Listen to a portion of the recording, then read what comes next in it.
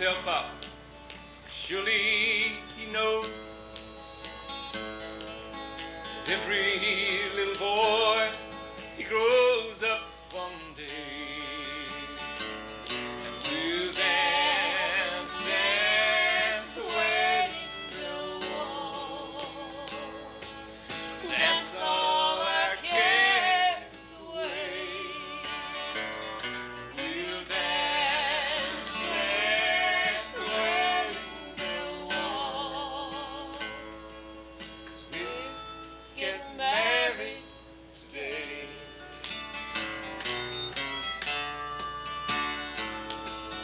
Run, tell the preacher, come quick as he can. There's a woman down here in love with a man. There's a man down here, oh, he's ready for a wife. Together they're starting out a new life. We'll dance, dance, the wedding bell waltz, dance all our cares away. We'll dance, dance, the wedding bell waltz, 'cause we're getting married today. We're getting married today.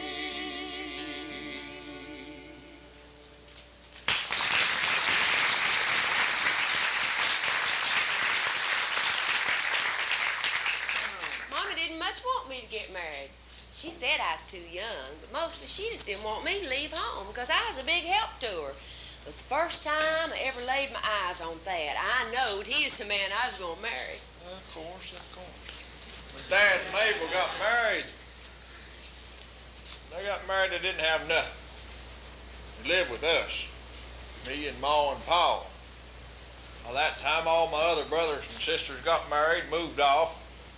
Wasn't nobody living home but me. Now, there ain't no way two families can live under the same roof. But I don't care how good you get along, it just ain't natural. He didn't have no job, no money. He was 20, she was 15. They didn't know nothing. I was a Dutton before I got married. Her daddy was from over around Skeet Rock. He wasn't from south of the mountain. I was born in a coal camp over in Kentucky.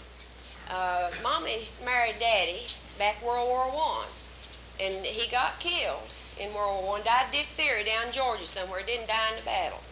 And then Mommy married my daddy, and we moved over into Pike County, Kentucky, and Daddy went to work in the coal mines. Oh, there's a lot of people going to work in them coal mines. Yeah. And I thought that coal camp was just about the most exciting place I'd ever seen. But Daddy couldn't stand it. And that last man that got killed in the mines, Daddy rode out with his body, and that's the last time he ever went in. Said there had to be a better way than that to make a living. So we just packed our few little old things up in a sled and moved on back over the mountains. You know, after we got married, I tried to find work. I did. I couldn't find me no job nowhere. I got to working there on the NYA, is what it was. That was a government work program, the NYA was. But they laid me off. But I got me a better job then. See, I got me a job on the WPA. WPA as another government work program. They laid me off too. Oh yeah, them government work programs don't seem to work a whole lot, do you? I was 12-year-old when Daddy died. Mommy already had a job because Daddy had been sick that whole summer before he died. Now, it was hard for a woman to find a job. It was some kind of relief program. She got 94 cents a day sewing clothes for people on welfare. And you know, her a widow with 6 young'uns. They never offered her one stitch of them clothes for her own family. But my people was proud people. That's right. I guess that's what you call it, because they never let on if they didn't have something other, and that's all right, because nobody knowed nothing about it anyhow. Why, I didn't know till I started school. Everybody didn't live just like we did. And they wasn't many that's different. But the ones that were was cruel.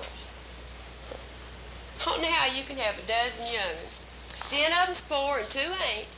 But them 2 make the other 10 feel bad. Now, what I thought was the best eating that ever was egg and a piece of cornbread for lunch.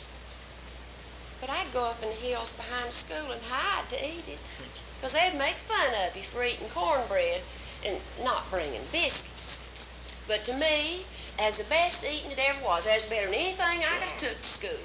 And why, it wouldn't bother me a bit in the world now. But it did then. It sure did.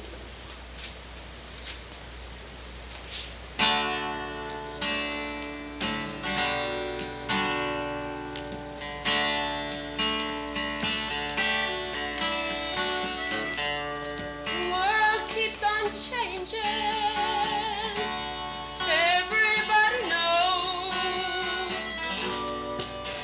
Change their lives like they change their clothes. There's got to be someone I can believe. I'd like to think that someone is me. I don't want to be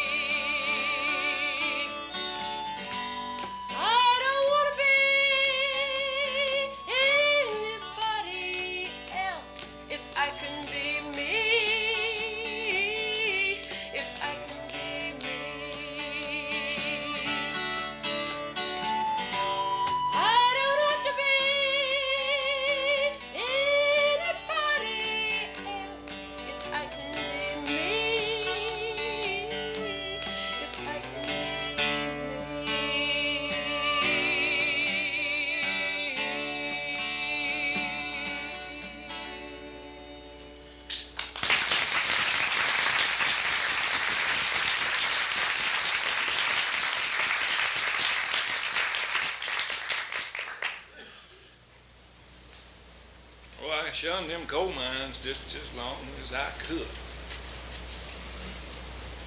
'Cause I just dreaded to getting started having to work in them things. I reckon I spent me too many years walking around on top of God's green earth to start crawling around underneath it. But there wasn't no other work. There wasn't no other jobs for a fella to get. Except for maybe that there hillside permit. Hey, look here. I already know where that gets you. Now, in the coal camps, there's houses on both sides of the holler, and the houses was all connected. We had one great big old long row houses on the one side. One great big long row on the other side. Yeah, for it saved the coal company money. Not having to build walls and a roof for each house. They just built 2 big long houses. Yeah.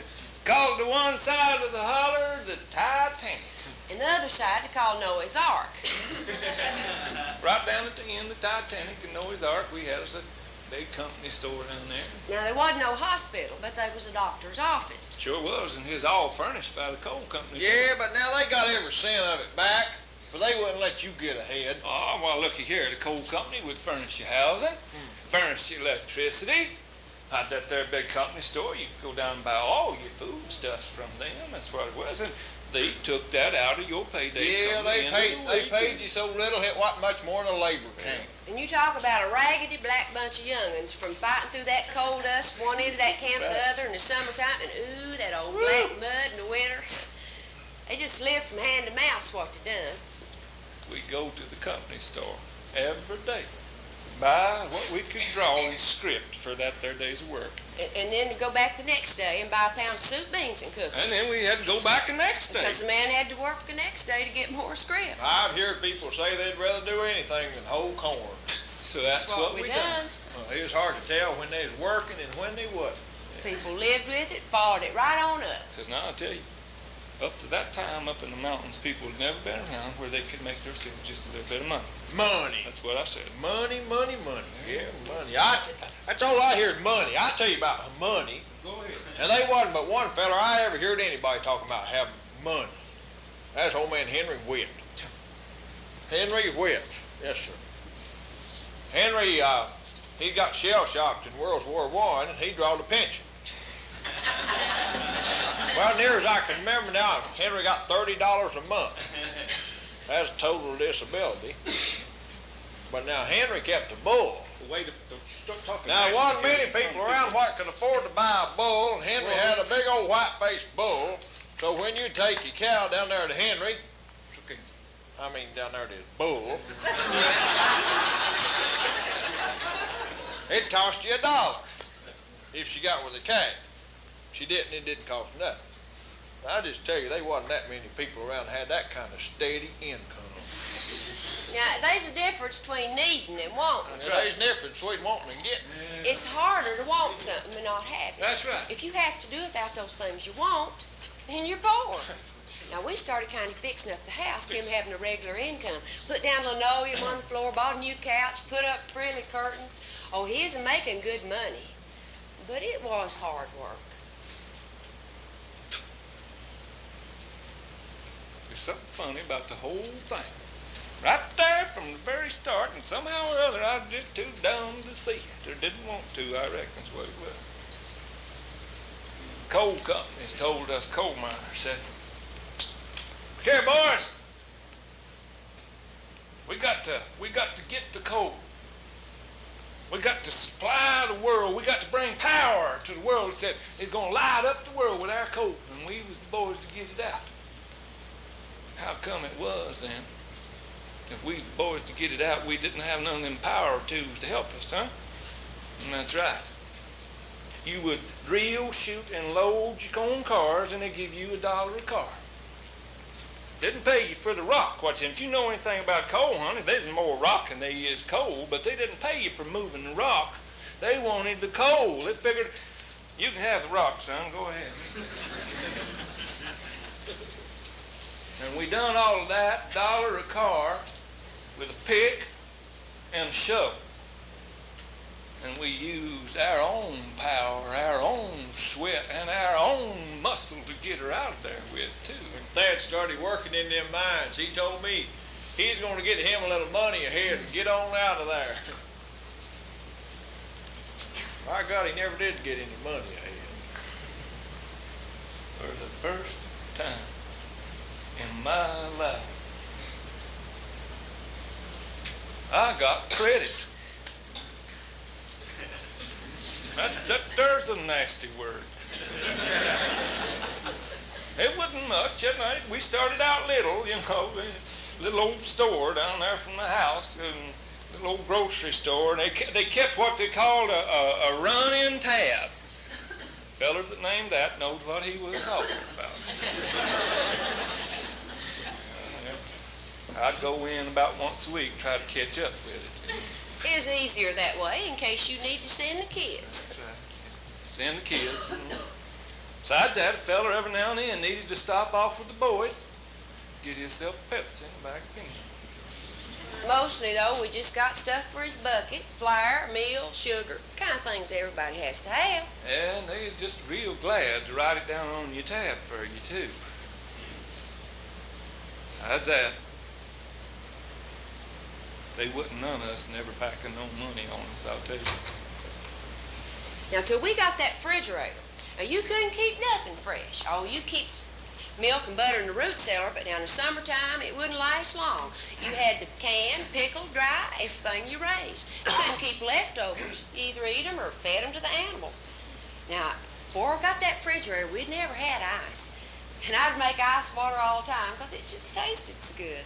And make ice cream for the kids. Used to be you get this mix from the store and you'd mix it up and freeze it right in your ice trays. Boy, that refrigerator sure made life a lot easier. We used them carbide lamps there in the mines for the sea bite. It was a pretty rough go, I'll tell you it was. But it's a wonder they wasn't more men killed than was. I tell you. They said sometimes that roof was so low you couldn't even sit up and take a drink of water. That's a fact. There's many times that I had to just lay down on my side before I could tilt my head back to get myself a drink and eat my dinner out of my lunch pail. That didn't mind that there. I was a young, strong fella. I'll tell you what I hated was that smoke. That stuff from that old black powder we used to shoot. Oh, God, that stuff would give you the awfulest headache, and you couldn't breathe. You'd shoot, and then you had to run to the outside before you could even breathe. Right, there wasn't no air in the mines to push that smoke out. I tell you what's true. I see times in the working in there when the dust is so thick. Now, the dust is so thick that you couldn't see your hand in front of your face. And you couldn't see nothing else neither. For all that old dust just blowing around in there. I don't know why it didn't kill a fella in 30 days. With electric stove, you could cook a meal in half the time it took on a wood stove. And when we got ours, they had this special deal where you got electric mixer too. Now, I'd always liked to bake, and it's made things much easier. You just wouldn't believe it. And they come out with these cake mixes. In most cases, it's better than the ones made from scratch. Canned biscuits too. Now, we didn't like them too much, but I bought them every now and then. Yeah, and the first car in our family. I reckon he bought it. I reckon you'd be the one to remember it too, wouldn't you?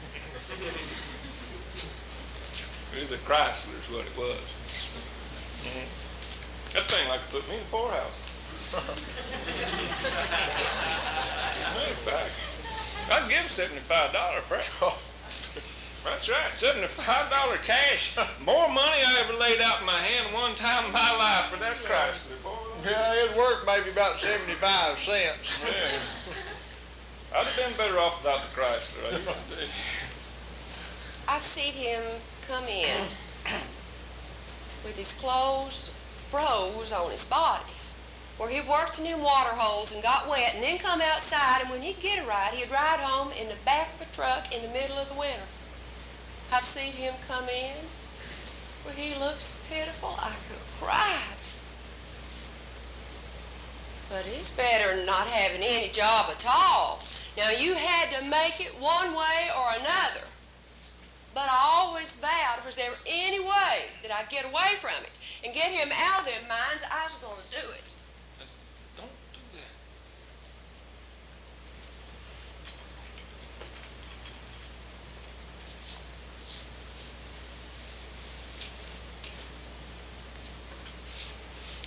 Well,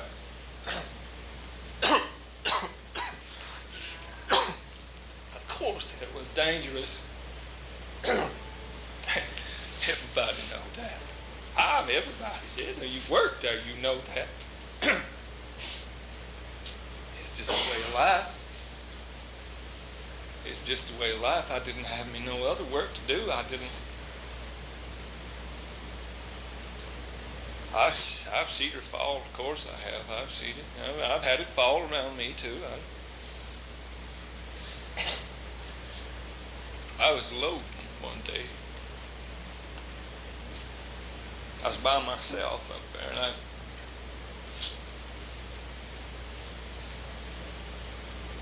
I heard the noise, sort of. Actually, I felt it first. I didn't hear nothing at all. I thought I heard it, but it would come from inside. It come out of me. It didn't come out. And I just looked up, and I see what it was. Them shimmers coming on the roof that way. Everybody knows what that means. That means that the mountain's coming down. That's what it means. And I took it for me to run to get out of there, see. But I never had no time to run. Before I could get out of there, that whole mountain just opened up. Just whoa!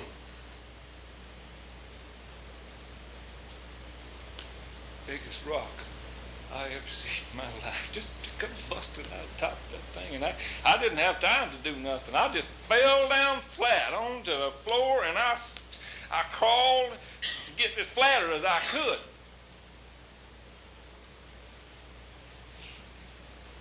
You know that there coal car what I had been loading,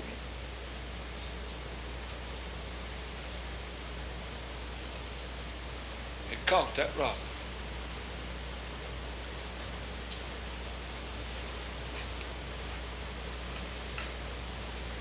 There I laid up under.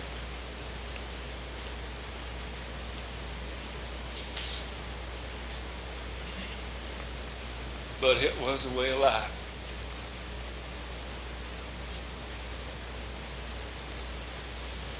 It was something that happened nearly every day. You just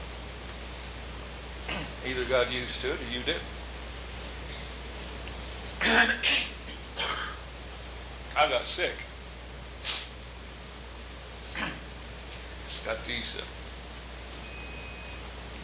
stomach ulcers, they said what it was. Bleeding ulcers, they called them, I think it was.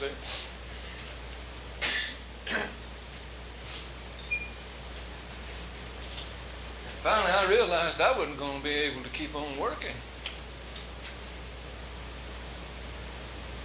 And I know right then I got to do something. So I went to Harlan, Kentucky. Harlan, Kentucky. We had us a UMWA hospital over there, first and built around over there, and just about. See, after John L. Lewis had come in, well, we got us a few little benefits like that, got our own doctors and stuff, and didn't have to go to them company doctors no more. Told us that coal dust was good for us. That just, help you cut your food, Well, thought we was chickens, I reckon.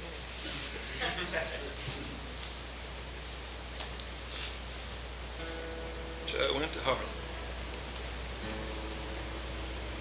They stuck me in that old hospital over there. They just took pictures of me from the top of my head right down to my last big toe, boys. They found holes in me I didn't know I had. And they made a few that I didn't have. Made me drink his stuff. See, this old it's bad. It's bad. I've had worse stuff, but this was bad. And then they took pictures of it as it went down, like that. Had me back up in the room. I'd right done this. I was laying there, and the old doctor come in. He's looking at them pictures. He wouldn't look at me. He'd look at them pictures and talk like, yes, sir. Well.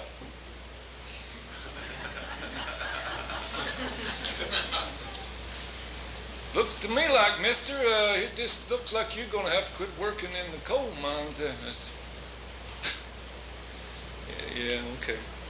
He said, I ain't fooling. Right here, now look at here, you're a sick man. You could bleed to death right here. I told you, you get out of them coal mines and you stay out of them. Mister, do you want to live?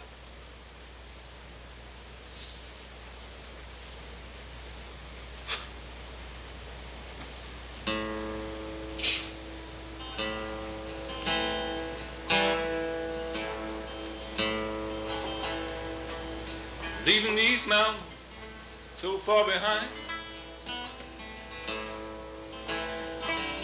Money's all gone, ain't no work to find.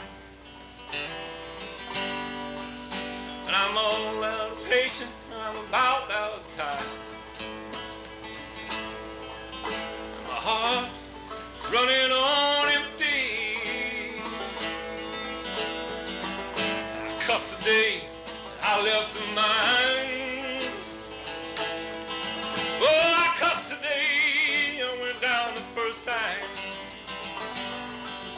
'Cause that old gold dust will make you blind.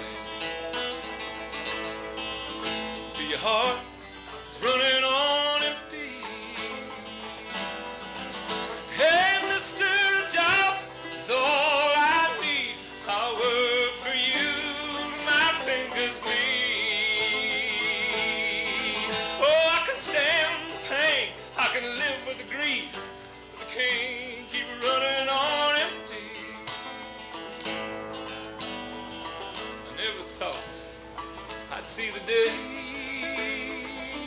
I would leave my wife and my kids this way. And my woman, she don't have a word to say. 'Cause her heart is running on empty. And I cry, hey, Mr. John's all I need. I'll work for you till my fingers bleed. You know I can stand the pain, I can live with grief, but I can't keep running on empty. So I'm leaving these mountains far behind. Oh, my money's all gone, I got nowhere to find. I'm all out of patience, I'm about out of time. My heart is running on empty. Oh, Lord, my heart is running on empty.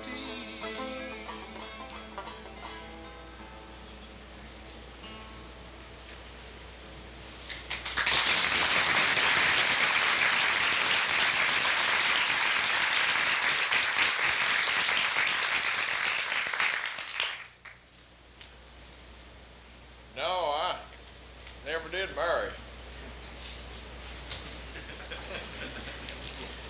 I lived at home all my life. Oh, I could have married, I reckon. I never did. I lived with Ma. After she died. Seemed kind of funny after all them years, not having nobody to nag at me, telling me what to do. I used to go off down at the barn, like I was going off to work, go down there and hide out in the hayloft, read. Come dinner time, she'd blow the steer horn for me. I'd come back to the house, eat my dinner, go back and read. Why? There wasn't nothing else for me to do. We hadn't tended crops in years, even put tobacco allotment in the soil bank. Hell, if they pay me not to grow it, I won't.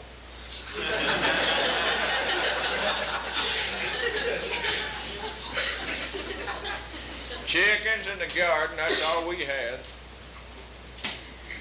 Well, she acted like we was a planting crops, clearing up new ground. Now, she knowed we what. I guess she just couldn't help it. There never was a time that Ma couldn't remember not having something to do.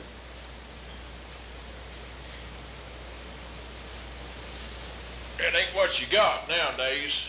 It's how much money it's worth. Buddy, I can't live like that. I never have, and I ain't fixing to start now. All the rest of them, they've gone off someplace or another. Nobody here now with me. I reckon I can just do what I want to do.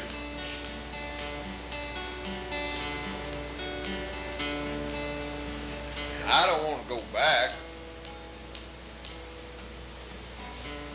Don't much want to go on neither.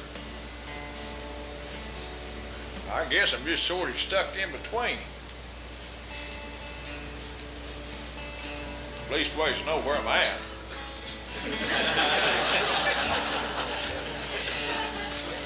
I used to work in the fields all day long and fox hunt most of the night. My pa and me, we couldn't agree, but we never was known to fight. He worked all his life to raise 8 kids. His life didn't last that long, and when he was gone, all we could do, keep on going on. Now I could dance to the music all night long till the fiddler laid down his bow. Now, I ain't danced now in 30 odd years. My old legs, they just don't hold me no more. There was a girl with red hair. She laughed like a man. Sometimes I'd take her home. They tell me that she was buried last year. Wish I'd have gone.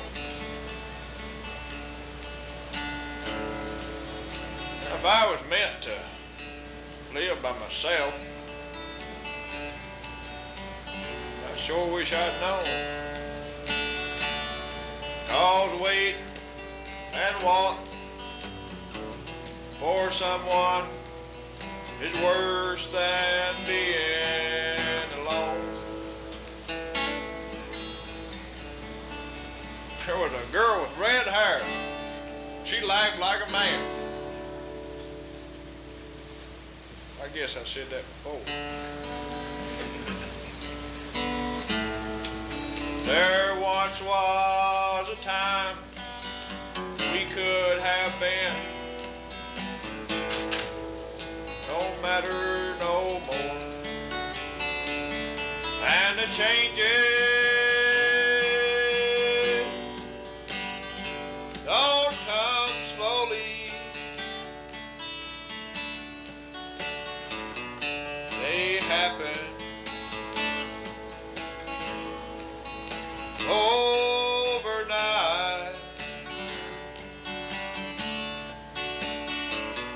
and from day to day, your whole life can change, and somehow it don't seem right. And somehow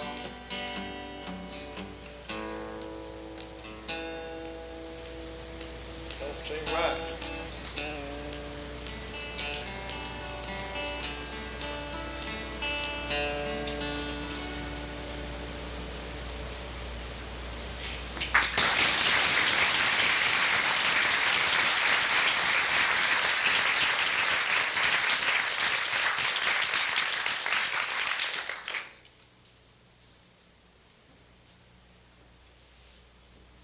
Ma and Eb lived down there on that little creek called the Big Branch. And they never had them nothing. And it never seemed to bother them too awful much neither. I reckon they just satisfied with what they did have. After Ma died, Eb, he stayed on at the old home place. He just kind of lived in his own special world. Me and my family, we moved. And we moved into a different kind of world. You know, you're thinking back about and looking back over your life, and you wonder, could you done some things different? And you always say, well, sure you could, but you didn't. And I wonder, could they have done better? Like I thought they should. Or whether they're just happy with what they have. Now, I'll tell you one thing. I ain't learned me much in this world, but I know one thing. Them people right there was happy. And I'll tell you why. They was home. It's just that simple. You never think about losing your home. You don't think it's possible. When I went off looking for work like that, I never thought I was giving up my home. No. It's just a big adventure for me, but I always come home. But I found out, every time you go away, you just keep packing more and more of your home away with you, till one day you come looking back and you ain't got no home to go to no more. Now, I ain't talking about that little old house, and I ain't talking about that little old town. I'm talking about home. And there ain't nobody that has to tell you when you're there. But I reckon there's things that we lose in this life. And I reckon, hopefully, there's things we learn. And it don't matter what times it is you grow up in neither.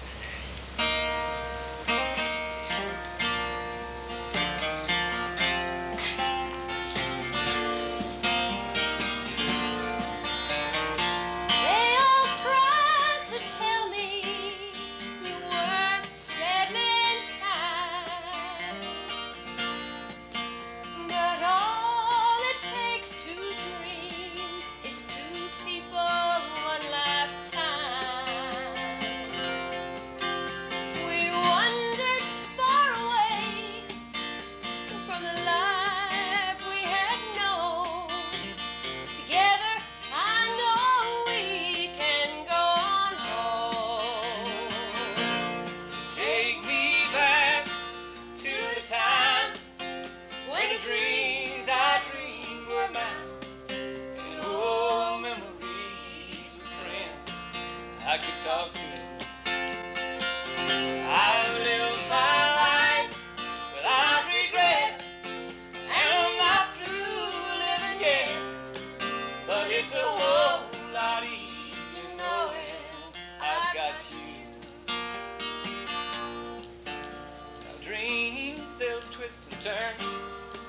Oh, they'll leave you high and dry. Just when you think you've caught one, then find another place to hide. And even with the one you love, there are times when you feel so alone, when the things that you leave home for are all them things you left at home. Take me back to the time when dreams I dreamed were mine, and old memories with friends I could talk to. I've lived my life without regret, and I'm not through living yet. But it's a whole lot easier knowing I've got you. Now it's a whole lot easier knowing I've got you.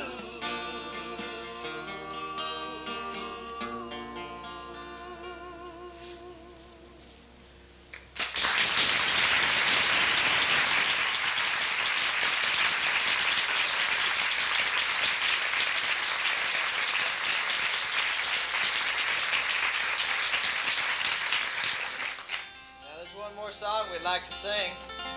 we'd like to get you to help us with this one. I don't know if you have programs here tonight or not. Do you have programs? Well, pull them out there. We got the chorus on this song, and we hope you'll sing along. It's wintertime in the mountains, and thank God not now. Wintertime in the mountains, snow is falling down. Daddy's loading a pickup truck, hauling backer into town. There be no shoes for me and Carrie, for Mama new gown. Peppermint sticks and orange slices when Christmas rolls around. And we believed in the family and the old regular Baptist church. We believed in John L. for a while, till things couldn't get much worse. Oh, they tell me times was harder then, and I remember that for a while. But I remember the way my daddy laughed and the way my mama smiled. My daddy would come home from work in the mines with his shirt froze to his arms. And every time my mama would cry, he'd say, you know it won't do me no harm. 'Cause a man's gotta work for a living today. Come spring, I wanna build a new barn. But a man can't raise his family no more on a rocky hillside farm. Help us out. And we believed in the family and the old regular Baptist church. We believed in John L. for a while, till things couldn't get much worse. Oh, they tell me times was harder then, and I remember that for a while. But I remember the way my daddy laughed and the way my mama smiled. Sounds pretty. There's a July meeting up on the hillside where all my family has passed away. That old preacher, he started talking about their lives, and he keeps praying for that brighter day. The brothers and the sisters, they'll get up and they'll start singing and shouting, oh Lord, how they could sing. You know, they just raised their voices up to the sky, and they made all them mountains ring. This is what it sounded like. And we believed in the family and the old regular Baptist church. We believed in John L. for a while, till things couldn't get much worse. Oh, they tell me times was harder then, and I remember that for a while. But I remember the way my daddy laughed and the way my mama smiled.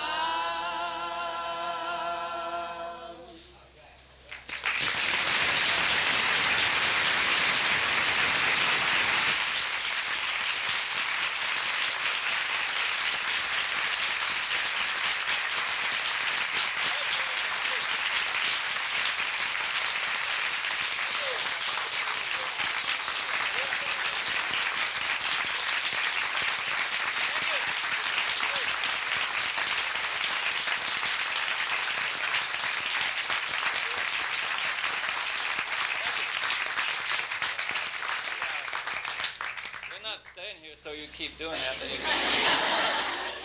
Let's introduce Nancy Jeffrey from Big Stone Gap, Virginia. Ron Short. I'm Tom Bledsoe. We sure appreciate that.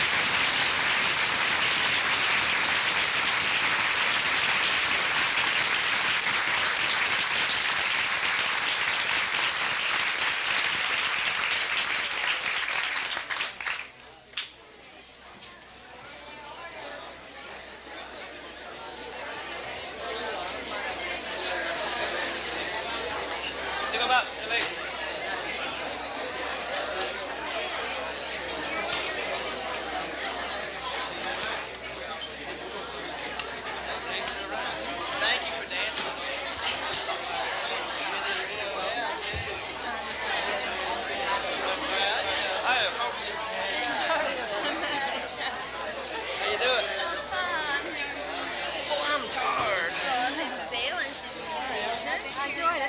Thank you very much, ma'am. I'm glad you did.